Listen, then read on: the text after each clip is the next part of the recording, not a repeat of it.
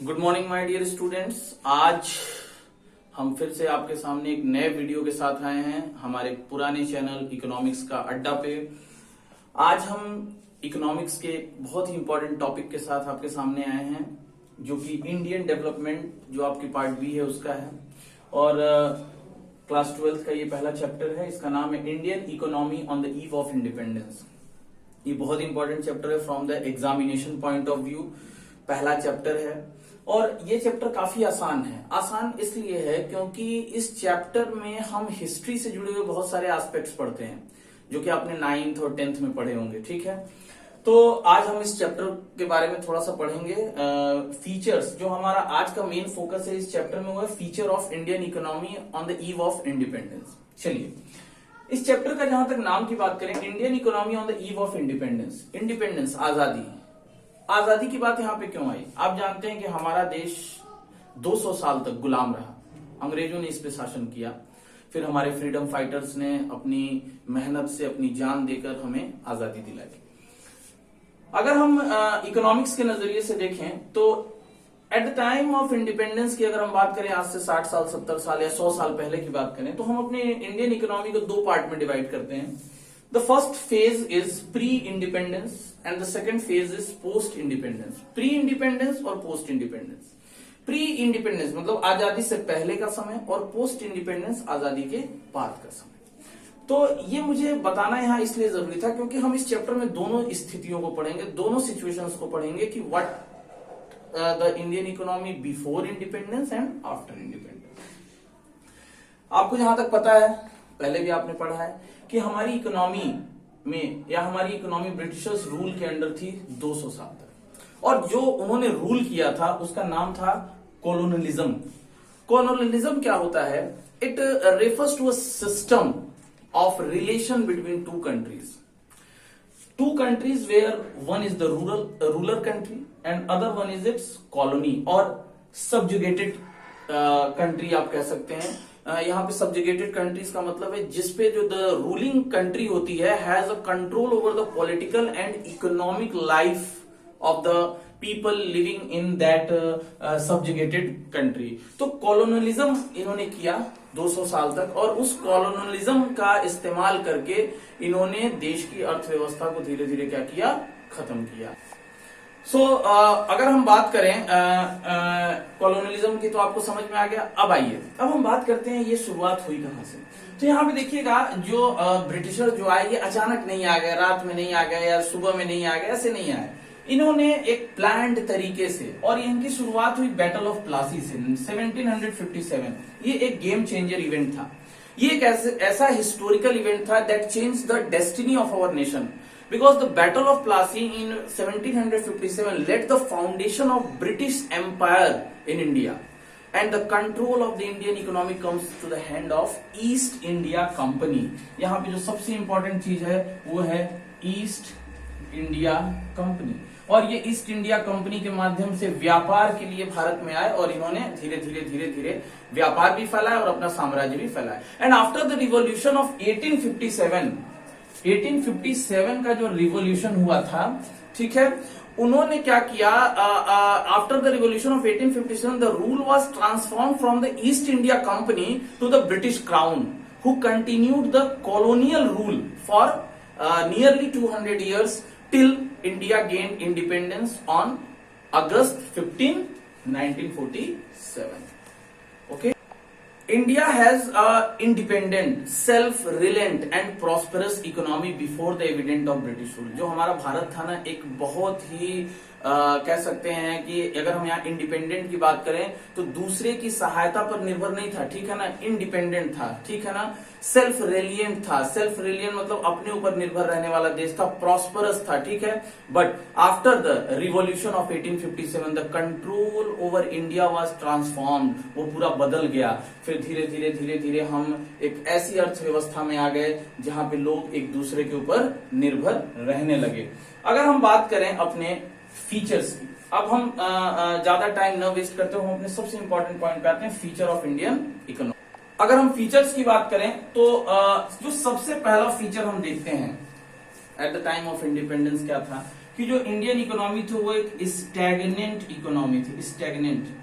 Stagnant क्या होता है? स्टैग्नेंट इकोनॉमी उसको कहते हैं जहां पे जो जीडीपी ग्रोथ होता है। जीडीपी, आप यहाँ पे एक टर्म यूज करेंगे GDP. What do mean by GDP?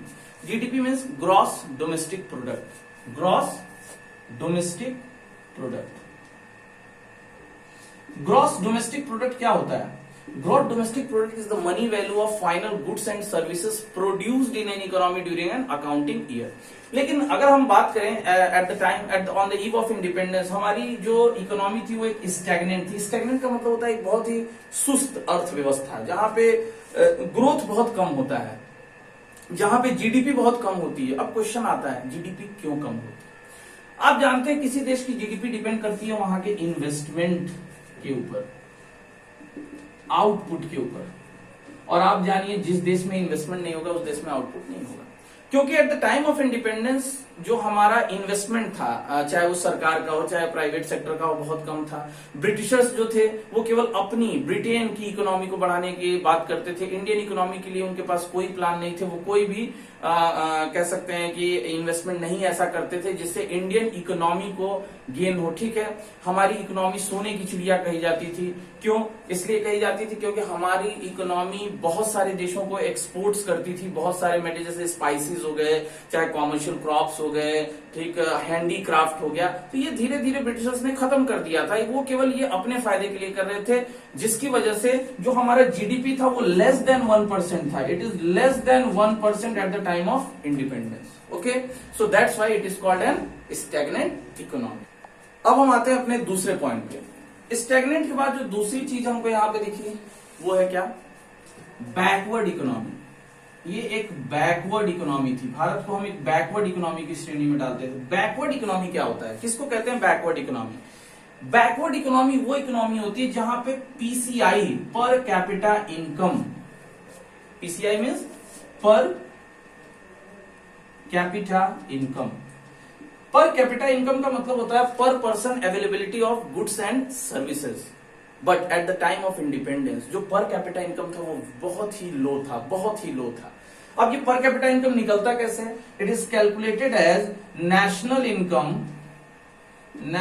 Income upon total number of population. ठीक है, इसको निकालने का फॉर्मूला है national income upon total number of population. और national income includes GDP plus NFIA, net factor income from abroad, जो हमने अपने देशों में बनाया और जो विदेशों से पाया। तो देश की जीडीपी तो वैसे ही कम थी, स्टैग्नेंट इकोनॉमी थी, और बाहर से कुछ हो नहीं रहा था क्योंकि हम इंपोर्ट्स के ऊपर निर्भर थे, एक्सपोर्ट्स हमारा था नहीं। तो इस वजह से जो हमारा नेशनल इनकम था वो धीरे धीरे कम होता गया। पॉपुलेशन बढ़ रही थी, नेशनल इनकम कम हो रहा था। इसकी वजह से जो पर कैपिटा इनकम था वो बहुत ही लो था, और वो इतना लो था कि हमारी इकोनॉमी को किस श्रेणी में रखा गया? Backward economy. अच्छा, जिस इकोनॉमी में पर कैपिटा इनकम लो होती है वहां के लोगों का स्टैंडर्ड ऑफ लिविंग भी क्या होता है? लो होता है। अब जब स्टैंडर्ड ऑफ लिविंग होगा, लो होगा, तो भूखमरी होगी, ठीक है, बेरोजगारी, पॉवर्टी, स्टारवेशन, डेथ्स होंगी। तो ये सारे फीचर्स उस समय हमें दिखाई देते थे। थर्ड पॉइंट, अगर हम तीसरे पॉइंट पे आए तो तीसरा पॉइंट हम देखते हैं low production and productivity. Low production and productivity. देखिए, लो प्रोडक्शन एंड प्रोडक्टिविटी क्या है? At the time of independence जो हमारी इकोनॉमी थी, देखिए हमारा भारत एक कृषि प्रधान देश कहलाता है। It is an agrarian economy. Agrarian, why agrarian? The question is why agrarian? तो इसके पीछे दो कारण। Agrarian because most of population belongs to rural India. Rural India, हमारे देश में दो तरह के भारत हैं, एक शहर वाला भारत, एक गांव वाला भारत। आज जैसा कि आप देखते हैं कि गांव ढूंढने पे नहीं मिल रहे हैं, उसी तरह आजादी के समय शहर ढूंढने पे नहीं मिलते थे। जो हमारे देश की ज्यादा से ज्यादा पॉपुलेशन थी वो गांव में रहती थी, और गांव में जो मेन सोर्स ऑफ लिविंग था वो क्या था? लाइवलीहुड जो था वो क्या था? Farming, agriculture. तो most of the people in an economy are engage on agricultural activities और allied activities which is related to the agriculture. पहला कारण। दूसरा कारण क्या था? दूसरा कारण यह था लैक ऑफ इंडस्ट्रीज। देश जब आजाद हुआ या आजादी के समय की अगर हम बात करें, जब आजाद नहीं भी हुआ था, दोनों की स्थितियों में अगर देखा जाए तो जो एग्रीकल्चर सेक्टर था वो बहुत ही पीछे था, बैकवर्ड सेक्टर था। जैसा कि हम जानते हैं कि भारत हैंडीक्राफ्ट इंडस्ट्री में वर्ल्ड वाइड रेपुटेशन लेके रखा था। मींस हमारे देश का जो हैंडलूम था वो वर्ल्ड वाइड रेपुटेशन में था। हमारे देश के जो आइवोरीज वर्क थे, जो आपके ज्वेलरीज थे, या चाहे जो नक्काशी का काम हो गया, या चाहे जो हाथ से बनाए हुए सामान, वो विदेशों में जाके बिकते थे। बहुत बड़ा एक्सपोर्ट होता था, इंटरनेशनल बिजनेस था हमारा हैंडीक्राफ्ट का। लेकिन ब्रिटिशर्स ने अपने मशीन मेड गुड्स को इंडिया में लेके आने के लिए उन्होंने हमारे पूरे इस हैंडीक्राफ्ट इंडस्ट्री को सिस्टमेटिकली क्या कर दिया, डिस्ट्रॉय कर दिया। ठीक है। और कारण ये भी था कि हमारे देश में कोई ऐसी इंडस्ट्री नहीं थी, जो हैवी इंडस्ट्री नहीं थी, जो छोटी इंडस्ट्रीज के लिए गुड्स बनाए। हैवी इंडस्ट्री वो इंडस्ट्री होती है जो मशीनें बनाती है, और जिस देश में मशीनें नहीं बनेंगी उस देश में इंडस्ट्रियलाइजेशन पॉसिबल नहीं है। तो ये दो कारण थे। अब यहां देखिए, यहां पे दो टर्म मैंने लिखा, लो प्रोडक्शन। लो प्रोडक्शन का मतलब total output, total output, total output. यहां देखिए, टोटल आउटपुट जो था वो बड़ा लो था एग्रीकल्चर सेक्टर का। हम देखने से तो लगता था कि इकोनॉमी में ज्यादा से ज्यादा लोग किससे जुड़े हुए हैं, एग्रीकल्चर से, लेकिन जो इनका कंट्रीब्यूशन था जीडीपी में वो बहुत ही कम था। कारण, because at that time people or the farmer, those who are engaged in agriculture, they are highly vulnerable to the climates। means उनको लगता था बारिश, सब लोग बारिश के ऊपर निर्भर थे। अच्छी बारिश होगी अच्छी फसल होगी, बारिश नहीं होगी फसल नहीं होगी। ठीक है। तो बारिश के ऊपर निर्भर थे, कोई परमानेंट मीन्स ऑफ इरिगेशन नहीं था, कोई ऐसी व्यवस्था नहीं थी जिसकी वजह से सूखा पड़ने पे या बाढ़ आ जाने पे हम फसलों को बचा सकें। बहुत सारी चीजें थी। और प्रोडक्टिविटी का मतलब क्या होता है, प्रोडक्टिविटी का मतलब होता है per hectare output, per hectare output. ये जो पर हेक्टेयर आउटपुट था हमारे देश में बहुत लो था। इसके पीछे भी बहुत कारण थे। Due to we are using outdated technology, we are using means traditional methods of farming, we don't have pesticides, insecticides. तो ये बहुत सारी ऐसी चीजें थी जिसकी वजह से जो प्रोडक्टिविटी थी पर हेक्टेयर आउटपुट, जैसे इसको ऐसे समझिए कि अगर कोई लैंड है जिसकी क्षमता है कि 10 क्विंटल गेहूं उगा सकता है, लेकिन वो केवल 2 क्विंटल उगा रहा है, तो it shows it's a low productivity.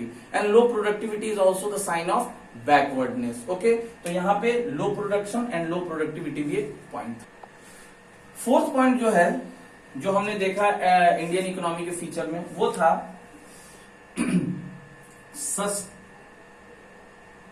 Subsistence farming.